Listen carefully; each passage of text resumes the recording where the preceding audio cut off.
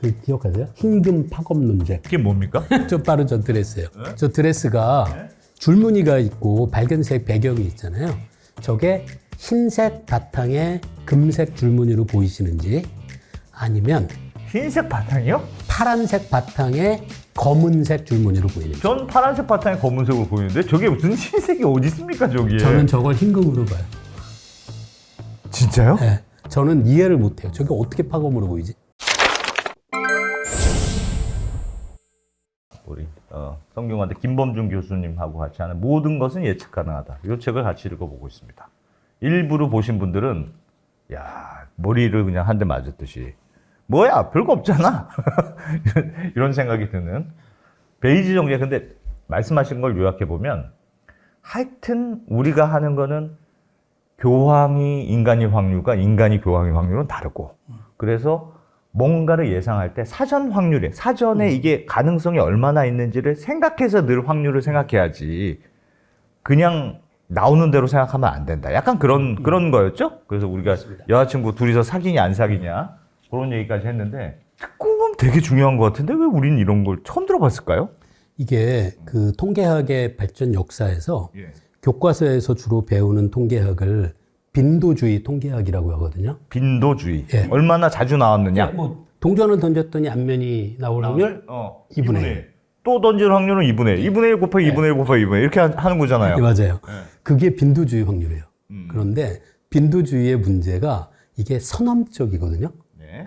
던져서 아는 게 아니잖아요. 뭐 2분의 1이 나오겠지 당연히. 라고 생각을 하고 있는 거죠. 네. 그런데 베이지 통계학에서는 확률을 이 동전의 특성이 아니라 동전이 앞면이 나올 것에 그를 내가 얼마나 기대하는지 주관적인 문제로 봐요. 그걸 주관적인 문제로 봐요? 자, 한번 그 동전 던지기 갖고 제가 이제 한번 문제를 내볼게요. 고등학교 때 동전 던지기 확률을 조금 배우셨을 거예요. 네. 네. 동전을 던졌어요. 그럼 2분의 1. 100번을 던졌는데 100번 다 앞면이에요. 그럴 수도 있죠. 네. 한 번 던졌어요. 그 다음에 동전이 앞면일 확률은? 고등학교 때 뭐라고 배우나요? 근데 2분의 1. 네. 근데 말이 되냐고요.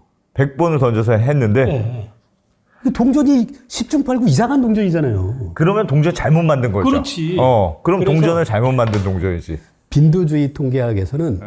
100번 앞면이 나와도 그 다음도 2분의 1이라고 얘기해요. 근데 그 뒷면 나오는데 돈 걸겠어요, 거기? 안 거죠. 그렇지. 동전 이상한 거잖아요. 베이지 통계학은 처음엔 2분의 1이라는 사전 확률에서 출발해요.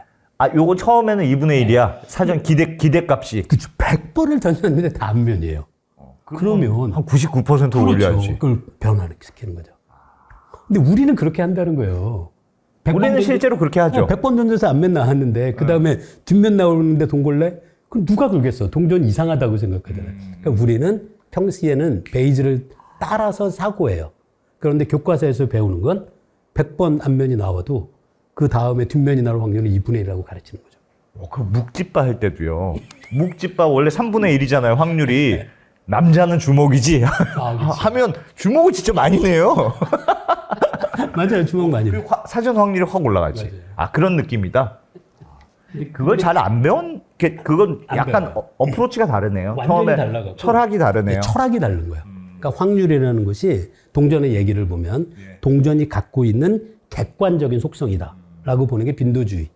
그게 전통적인 통계야. 전통적인 통계야. 근데 그걸 안 변해요. 그 확률은 변하지 않아라고 하는 게 그렇죠. 빈도주의고. 그거는 뭐 동전을 던지든 말든 정해져 있다고 생각하는 거예요. 그런데 베이즈 통계학에서의 확률은 동전이 아니라 내가 기대하는 거. 기대하는 거. 그 확률을 주관적이라고 봐요. 그런데 앞에 우리 사전 확률 얘기했잖아요. 예. 사전 확률은 아까 우리 통박. 그게 객관적이에요, 주관적이에요. 주관적이죠. 그렇죠. 쟤네 둘이 사귈 찌를 거 아니야? 통박으로 찍는 거지. 그게 무슨 데이터가 어디 있겠습니까? 그래서 베이즈 추론은 주관적인 사전 확률에서 출발해야 돼요. 근데 약간 주관적으로 한다고 하니까 뭔가 논란이 있을 것 같네요. 그런데 데이터를 반영하잖아요. 데이터는 내가 만들어내는 게 아니라 예. 객관적인 세상의 어떤 무언가를 반영하는 거죠. 그러니까 비록 사전 확률은 주관적이라고 하더라도 예. 계속 데이터를 모아서 추론해서 사후 확률을 계속 바꿔 나가다 보면 예. 이 결국 갖게 되는 사후 확률은 실제 대상을 객관적으로 반영하는 그런 사후 확률을 얻게 되는 거죠. 알겠습니다. 그래서 사전 확률을 먼저 만들고 기대값을 만들고 거기에 데이터를 보강해서 그렇죠. 실제 확률을 구한다. 예. 요런 뜻이네요. 예. 베이지 정리라는 근데 건 그걸 한마디로. 계속한다. 그래서 사전 확률을 계속 바꾼다. 사전 확률을 방금 얻은 사전 확률을 다음엔 사전 확률로 쓰는 거죠. 아, 그럼 좀 더 정확해지. 그렇게 해서 사후 확률이 나오면 그걸 또 사전 확률. 좀 더 정확하게 가지 않겠느냐? 이걸 한 번이 아니라 여러 번 반복할 수 있다는 게 중요해요. 근데 처음에 사전 확률이 완전히 잘못되거나 엉뚱한 길로 갈 가능성은 없어요? 좋은 질문입니까? 네. 진짜 훌륭한 진행자입니다, 제가. 아까 우리 네. 그 식 봤잖아요. 예. 사전 확률이 식의 우변에서 그 곱해지는 양이잖아요. 예. 근데 만약에 사전 확률이 0을 해보세요. 그럼 완전 빵이죠. 그럼 데이터가 반영이 안 되죠. 네. 그게 우리가 자주 세상에서 만나는 음모론자들이에요. 그리고 음모론? 지구가 평평하다고 믿는 사람들. 그 사람들은 설득이 안 되거든요. 예. 왜? 그 사람은 지구가 평평하지 않을 사전 확률을 0으로 놔버린 거예요. 그러니까 모든 건 그건 말이 안 된다고 생각해 보래요. 그러면 데이터가 반영이 아예 안 되죠. 확증 편향 같은 거네요. 정확히 그 얘기예요. 이 책에서 그 사전 확률을 극단적으로 설정하는 사람들. 그게 이제 말도 안 되는 것을 믿는 사람들. 예. 그리고 이제 집단 편향, 집단 사고, 뭐 확증 편향 그런 거의 원인이라고 보는 거죠. 뭐 이게 사전 확률을 확률로 생각해야 되는데 요게 한 70% 정도 될 것 같아라고 해야 되는데 100 아니면 0으로 생각하면 요것만 보이는 거네요. 예, 맞아요. 이 책에도 그걸 구체적으로 재미있는 예가 나오는데요. 남극에 가면 비가 거의 안 오잖아요. 네. 그런데 어느 날 그 남극에 사람이 많이 살진 않지만 어쨌든 산다고 치고 자기 집 앞에 보니까 길이 젖어 있어요. 예. 그러면 비록 사전 확률이 남극에서의 비올 확률을 이 책에서 약 7억 분의 1이라고 대충 제안해요. 네. 숫자가 중요하진 않아요. 0이 아니라는 게 중요해요. 7억 분의 1이면 엄청 작잖아요. 그렇죠. 근데 걸어가는 거예요, 마을을. 남극의 마을을. 갔더니 첫 번째 집도 앞길이 젖어 있고, 두 번째 집도 앞길이 젖어 있고, 그걸 열 몇 집을 앞길 젖어 있는 집을 지나가면, 어제 비올 확률이 70%라고 베이즈 통계학을 써서 추론이 가능해요. 예. 처음에 출발은 7억 분의 1인데. 그렇죠. 그런데 그 처음에 그 설정한 사전 확률을 0이라고 해보자는 거예요. 예. 그럼 아무리 해도 길이 젖은 걸 봐도 첫 번째 집도 애가 물 뿌렸네 집에서 두 번째 집도 물 뿌렸네 그렇게 생각한다는 거죠. 비올 확률로는 전혀 생각 안 하고. 그래서 우리 얘기한 그 극단적인 사전 확률을 설정하는 것의 위험성 이 바로 그 얘기예요. 사전 확률로 생각해야 되는 게 중요하네요. 확률로. 자꾸 사람들이 뭐 아니면 도로 본다는 거예요. 그러면서 자기가 갖고 있는 신념과 부합하지 않는 데이터가 있어도 그 데이터를 전혀 자기의 이 사후 확률에 반영하지 않는 거죠. 진짜 중요한 얘기다 이거. 하나를 끝까지 고집하는 분들이 있거든요.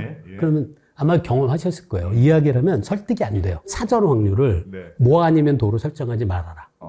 그래서 이것도 제가 굉장히 좋아하는 비유인데 책에 이걸 뭐라고 저자가 재밌게 비유하냐면 심지어 달이 치즈로 이루어져 있을 가능성도 절대로 0으로 놓지 말라는 거예요. 이야, 그거 재밌는 표현이네. 세상의 모든 가능성 0은 없다. 0은 없다. 0.1 정도는 있어도. 그것도 필요 없죠. 아까 남극 비호 확률이 7억 분의 1이었잖아요. 0.0000001이라도 결코 0으로 놓지 말라는 당부예요. 그럼 그 말은 세상의 모든 일은 일어날 수 있어 라는 뜻이잖아요. 근데 조심해야 될 게 불확실하다는 것과 그렇다고 해서 모든 다양한 가능성이 동등하게 발생한다는 얘기는 아니죠. 그렇긴 하죠. 세상은 불확실해요. 하지만 어떤 것은 훨씬 더 확실한 거죠. 훨씬 더 확실하죠. 예. 확실한 게 있고 별로 확실하지 않은 건 있죠. 그렇지만 가능성은 있다. 이 책 저자가 비유가 정말 좋거든요. 이건 또 뭐라고 비교하냐면 세상은 흑백이 아니다. 세상은 회색이다. 그런데 어떤 회색은 흰색에 더 가까울 수 있다. 흰색이라는 건 존재하지 않는다는 뜻이네요. 완전한 흰색은 존재하지 않는다. 하지만 회색 중엔 흰색에 아주 가까운 회색도 있고 검은색에 가까운 회색도 있는 거지 흑백이 아니고 회색이라고 해서 다 똑같다는 얘기는 아니라는 거예요. 꽤 중요한 얘기예요. 우와. 아니 그게 만약에 맞다면 그러니까 세상이 항상 그런 식으로 이루어졌다면 교수님이 하시는 물리학이 말이 안 되는 거잖아요. 물리학은 물리학은 딱 답이 딱 나오지 않습니까? 물리학은 재밌는 게 예.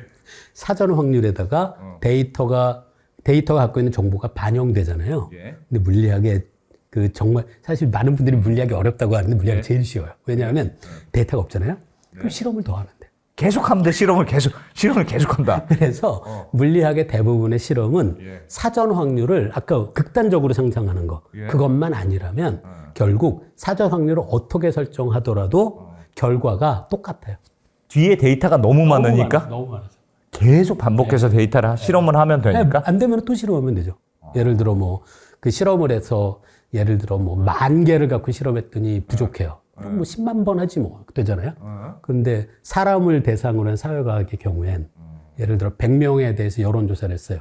잘 안 맞네? 그러면은 1,000명? 어이구 예산이 얼마야? 그게 되잖아요. 예. 그래서 사회과학이 자연과학보다 훨씬 어려워요. 데이터가 한계가 있으니까. 예. 그래서 사회과학 하지만 베이지의 추론이 굉장히 중요한 게 그렇게 데이터가 별로 없을 때조차도 어떻게 추론해야 되는지 그 프레임워크를 알려주는 거죠. 기대값이 얼마냐가 중요하다. 야, 그러면 이 세상의 만사가 그렇다면 통박이 좋은 사람을 이길 수가 없네. 네, 그래서 통박이 최고네, 통박. 그것도 딱 보기엔 야, 이것도 진짜 중요한 얘기거든요. 이 책에도 뭐라고 얘기하냐면 베이지 추론에서의 사전 확률은 주관적이잖아요. 네. 하지만 어떤 주관적 사전 확률은 더 합리적일 수 있어요. 지금 얘기하신 거예요. 아니 그러니까 왜 점집에 가면 딱 보니까 너는 그냥 고민이 있네. 넌 지금 와이프 때문에 고민이 있는 얼굴이야. 맞아요. 딱 보기에 그래. 맞아요. 그게 사전 확률이잖아요. 그냥 경험에 의해서. 그거는 얼굴을 봤으니까 그거는 데이터를 반영한 거고요. 데이터. 만약에 성공하는 점집이라면 그 분이 여러 경험으로 사전 확률을 갖고 있을 거예요. 뭐냐면 지금까지 내가 점집을 10년을 했어요. 근데 오는 손님들 보니까 약 12%는 예를 들어 부부 사이에 갈등으로 왔다. 예. 그럼 그게 사전 확률. 사전 확률이 있는 거죠. 그 다음에 그 사람이 얼굴이 왔는데 어. 얼굴이 어둡다. 그리고 결혼한 것 같은데 예를 들어 반지도 없고 뭔가 유부녀처럼 보이지 않으려고 애쓴다.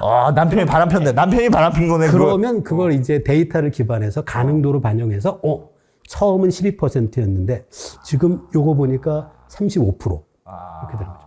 아마 그 점집하시는 분들은 이 베이즈 방식의 추론을 진짜 잘할 거예요. 딱 보고 아는 거.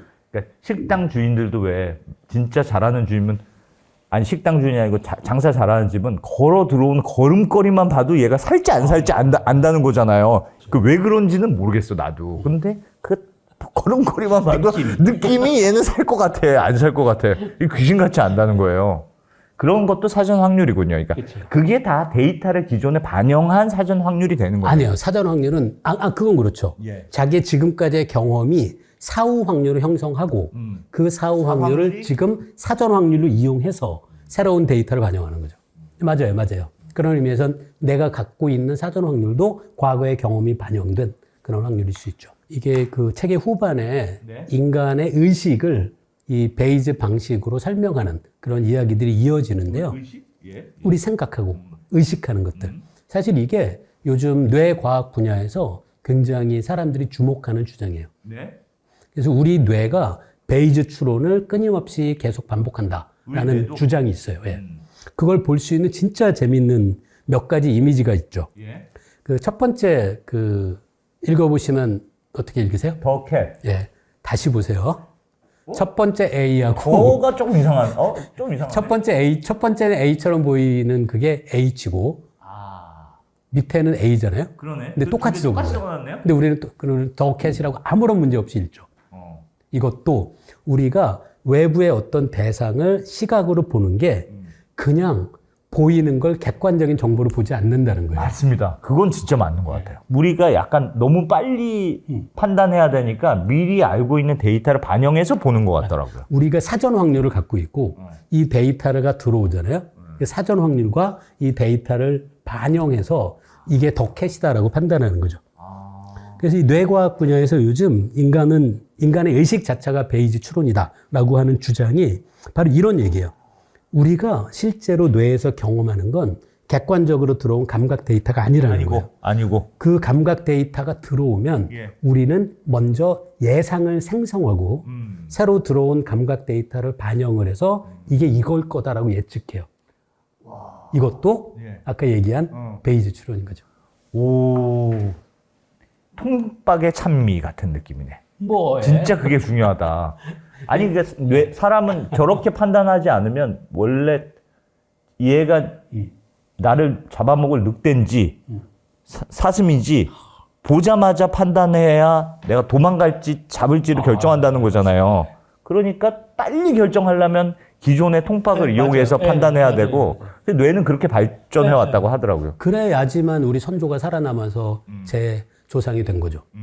그 제가 생각해본 얘가 예를 들어 숲에 갔어요. 근데 나무 사이에 뭐가 흐르륵 하고 지나가요. 예. 이거 호랑이 아니야? 라고 생각할 때 그걸 합리적으로 추론한 선조는 살아남죠. 예. 왜냐하면 뭘 봐도 호랑이가 아니라고 판단한 사람은 다 잡아먹혔고 다 호랑이라고 걱정한 사람은 산에 못 갔을 거 아니에요. 네. 그렇게 생각하면 말씀하신 바로 그 얘기예요. 그런 얘기. 근데 그 말씀을 들어보니까 아까 전에도 살짝 빈도주의와 베이즈주의를 얘기했는데 사람은 원래 약간 그렇게 생각하잖아요. 말씀하셨던 대로 베이즈처럼 머리가 사고하잖아요. 실제로. 예. 그래서 오히려 자꾸 주관적인 게 너무 강하고 뭔가를 판단할 때 내 편견이 너무 강해서 그래서 자꾸 진짜를 자꾸 왜곡시켜서 보는 경향이 있어. 그래서 빈도주의를 사람들이 어떻게 보면 더 강조하는 거 아닙니까? 뇌는 맞아요. 사람이 맞아요. 자꾸 너무 주관적으로 자꾸 보려고 그래. 자꾸 제가 예쁘다고 왜 하니? 맞아요. 냉정하게 좀 봐라. 이게 진짜 예쁜 얼굴이 아니잖니. 그러니까 우리가 과학으로 예쁜 미녀는 이렇게 생겨야 미녀지. 오히려 그래서 빈도주의를 강조하는 거 아닌가. 맞아요. 저도 약간 공감은 가거든요. 네. 과학하면은 모든 사람들이 그 생각하는 과학이 갖고 있는 큰 힘이 객관적이라는 것. 예. 객관성에서 과학의 힘을 그렇습니다. 찾잖아요. 그렇습니다. 근데 뜬금없이 그 통계학자들이 와서 아니야. 야, 원래 그런 거 아니야. 이게 객관적일 수 없어 라고 얘기하니까 과학자들이 많이 불편할 건 확실하죠. 하지만 실제 우리가 뇌에서 벌어지는 과정은 원래 그렇게 생겨 먹었다. 그 다음 저것도 꽤 유명한 네. 그 착시 현상인데요. 네. 그 A하고 B라는 그 사각형 보이시죠? 예. 그 두 개를 보면 어느 게 밝아 보이세요? A, B. B가 밝고 A가 어둡죠. 예, 그렇습니다. B가 밝고 A가 어둡죠. 네, 근데 저게 기가 막혀 믿기지 않을 정도예요. 저 사각형을 다 가리고 지금 아래 그림이 A하고 B를 그냥 연결한 거예요. 같은 색깔로 칠해버린 거예요. 지금 위에하고 아래하고 같은 색깔이라고요? 아이, 교수님, 농담하지 마세요. 저 A가 진하잖아요. 그쵸? 이게 너무 재밌는 착시예요. 나중에 A하고 B하고 같은 색깔이라고요? 저도 해봤거든요. 저는 이걸 어떻게 했냐면 A하고 B 사각형만 그 투명하게 비치게 하는 격자를 만들어 이렇게 딱 올려놓고 봐요. 그러면 똑같아. 딴 건 안 보고 저거 A하고 B만 보면 근데 그걸 딱 드러내잖아요? 그럼 또 달라 보여요. 아니 그런 거 같네? 이게- 오른쪽에 있는 막대기를 안 보니까 둘이 색깔 비슷해지는 거 같네? 이게 우리 얘기한 바로 그 얘기예요. 우리 뇌는 망막에 맺힌 객관적인 상을 보는 게 아니고 우리 눈에 들어온 그 객관적인 정보가 실제 세상에선 무엇에 해당하는지를 우리 뇌는 추론해요. 확률적으로 이미 요런 환경에서는 요렇게 보일 거야 라고 생각하고 아까 그 사각형의 저 착시는 재밌는 게 한번 볼까요? 그 첫 번째 그림자가 있잖아요. 그림자. 예, 그럼 우리 뇌가 어떻게 판단하는지 제가 설명드릴게요. B는 원통의 그림자에 있어요. 예. 그림자에 있는데 사실 A하고 같이 보여요. 그렇다면 B는 원래는 밝아야 것이다. 돼 라고 추론하는 거예요. 머릿속에서 그걸 의식적으로 하진 않는데 너무나 자연스럽게. 그냥 우리가 배운 바대로. 사실 이게 다 똑같아요. 우리가 예를 들어 흰 옷이라는 거 있잖아요. 네. 근데 그 바깥에서 햇빛이 쨍쨍하는 밖에서 봐도 우린 흰 옷이라고 보고 네. 집에 들어와서도 흰 옷이라고 보고 조명이 조금 있어도 흰 옷이라고 느껴요. 사실 카메라로 찍어보잖아요. 다 같은 색이에요. 아니에요. 네, 우리는 그게 흰 옷이고 원래 그게 주어진 환경에 따라서 다른 색깔로 보인다는 걸 우리 뇌가 이미 예상하고 실제 들어온 색을 그걸 기반해서 추론하는 거죠. 몇 년 전에 그 기억하세요? 흰금 파급 논쟁. 그게 뭡니까? 바로 저 드레스예요. 네? 저 드레스가 네? 줄무늬가 있고 밝은색 배경이 있잖아요. 저게 흰색 바탕에 금색 줄무늬로 보이시는지 아니면 흰색 바탕이요? 파란색 바탕에 검은색 줄무늬로 보이는지. 전 파란색 바탕에 검은색으로 보이는데 저게 무슨 흰색이 어디 있습니까 저기에? 저는 저걸 흰금으로 봐요. 진짜요? 네, 저는 이해를 못해요. 저게 어떻게 파검으로 보이지? 파검이잖아요. 흰검으로 보여요?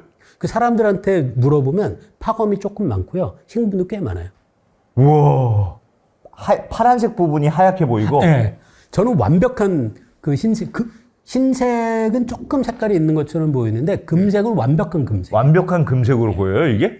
지금 이 착시가 이게 뇌과학 분야에서도 굉장히 중요한 착시예요. 왜냐하면 앞에 그 원통의 그림자 사각형 착시 보셨죠? 예, 예. 그거는 착시예요. 예. 모든 사람이 똑같이 보는 착시예요. 네. 이건 착시인데 사람들마다 다르게 왜 보고 다르죠? 그리고 사람들마다 안 변해요.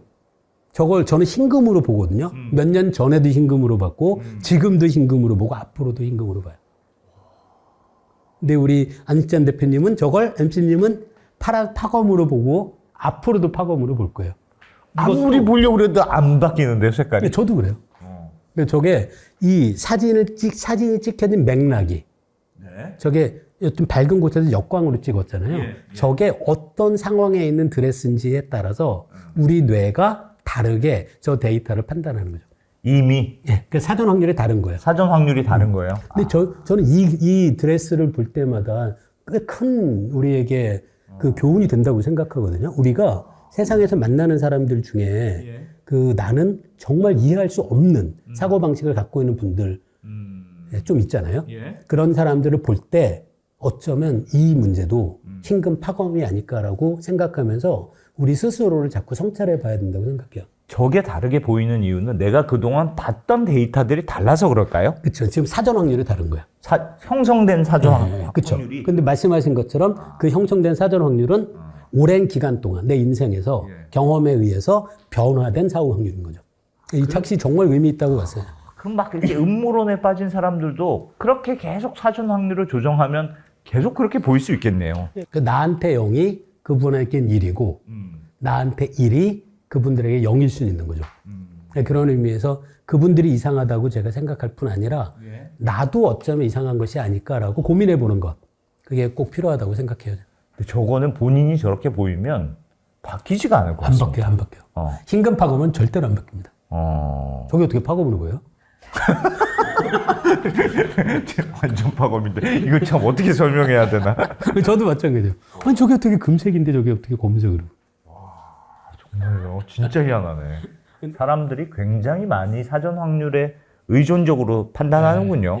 편향이라는 게 매우 자연스러운 현상이네. 매우 자연스러운 현상. 근데 그것도 재밌더라고요. 이렇게 편향적인 사고를 하고 있는 분들도 나름은 합리적 추론을 하는 거예요. 왜? 그러네. 사전 확률이 이상할 뿐이지. 네, 사전 확률대로 판단하는 거네요. 그러니까 이 사람이 논리적이지 않은 건 아니네요. 그렇게 오해해도 안 된다는 거예요. 다만 사전 확률이 다른 사람하고 좀 다르다. 그렇죠. 그럼 과학자들이 뭐 발견할 때도 사전 확률이 다른 경우가 크겠어요. 예를 들면 특이한 걸 봤어요. 근데 원래 나는 이렇게 사전 확률을 배웠는데 근데 좀 특이한 생각을 했어. 이건 아무래도 좀 이상한 것 같아. 혼자 새로운 가설을 세웠어요. 그래야 이 특이한 현상이 설명이 되는 경우들이 있을 것 같은데. 맞아요. 사실 그 과학에서도 뛰어난 업적을 남긴 분들을 보면 놀랍게도 보통 사실 실험하거나 그럴 땐 하다 보면 예상하지 못했던 결과가 나오거든요. 그럼 대부분 평범한 저 같은 학자들은 어떻게 하겠어요? 결과가 이상하네? 다시 해보자. 에이, 다시 하지 뭐. 다시 해보자. 이것도 사전 확률인 거예요, 사전 확률. 그런데 뛰어난 사람은 이게 왜 다르지? 고민하다가 처음에 내가 잘못 생각했었나? 라고 하면서 더 놀라운 발전을 할 수도 있는 거죠. 엄청 중요하네, 베이즈 정리. 베이즈라는 사람이 약간 스타일이 좀 도전적이네요. 이게 기존의 수학 관행에 대해서 뭔가 좀 도전적인 생각을 한 사람이네요. 맞아요. 그래서 굉장히 이 베이즈 통계학을 조금 이해하고 나면 정말 놀랍다는 생각을 많이 하잖아요. 그래서 베이즈 통계학은 굉장히 재밌게도 엄청난 추종자와 엄청난 반대파. 엄청난 반대파가 그게 무슨 통계냐? 파와. 야, 이게 진짜 진정한 맞아요. 통계야. 파와. 맞아요. 그런데 제가 최근 한 10년 정도를 가만히 보다 보면 베이즈 통계학의 주장 같은 것들이 점점 더 사람들에게 많이 전파되는 영향도 있고. 그러니까 지금 전통 수학계에서는 약간 이단으로 취급되는 모양이네. 그러니까 우리가 수학을 안 배웠죠, 여기. 예, 근데 최근에는 이제는 많이 바뀌고 있어요. 이런 거 아니냐? 알겠습니다. 이 베이즈 정리가 AI와도 관련이 있다. 이게 무슨 말입니까? 그 요즘 우리가 사용하는 AI를 생성형 AI라고 하잖아요. 생성형? 예. 그 생성형이라는 말을 붙이는 이유가 이 요즘 생성형이라는 단어가 붙어 있는 AI가 다 똑같아요. 네. AI가 학습 데이터를 갖고 확률 분포를 만들어내요. 그러니까 이 단어 다음에는 이 단어가 나올 확률이 높아. 그쵸. 그냥. 그리고 이 말 다음에는 이상하게 이 말을 많이 쓰더라. 뭐 이런 거라면서요. 그렇게 해서 확률 분포를 만든 다음에 확률 분포를 이용해서 그 전에 없었던 새로운 문장이나 이미지들을 생성해내는 거죠. 그래서 생성형이라고 부르는데 학습 단계에서 결국 생성형 인공지능이 구축해내는 게 바로 확률 분포예요.